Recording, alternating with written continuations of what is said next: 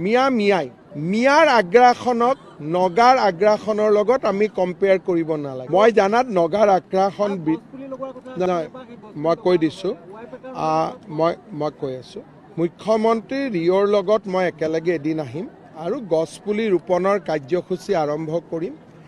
মিয়াৰ আগ্ৰাসনক নগাৰ আগ্ৰাসনৰ লগত আমি কম্পেয়াৰ কৰিব নালাগে। মিয়াই নগা আহিলে সংবিধান আছে, আমি তেওঁলোকৰ লগত কথা পাতিব পাৰোঁ। অসমৰ কোনো মাটি মোৰ দিনত নগালেণ্ডে লৈ যোৱা নাই আৰু লৈ নাযায়, সেইখিনি আমাৰ বুজাবুজি আছে। ৰিঅ'ৰ লগত মই ৰিঅ' ডাঙৰীয়াৰ লগত এদিন আহিম, তেওঁৰ লগত মোৰ কথা হৈ আছে আৰু আমি গছপুলিখিনি লগোৱাৰ কাম আৰম্ভ কৰিম। এই বিষয়ত কোনো বিতৰ্ক নাই।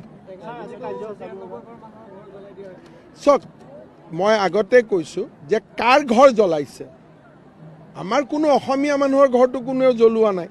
গতিকে আপোনালোকে বেটিংটো কাৰ কাৰণে কৰিব এইটো ভাবি ল'ব। যদি অসমীয়া মানুহৰ কাৰণে বেটিং কৰে মই লগত আছোঁ, কিন্তু যদি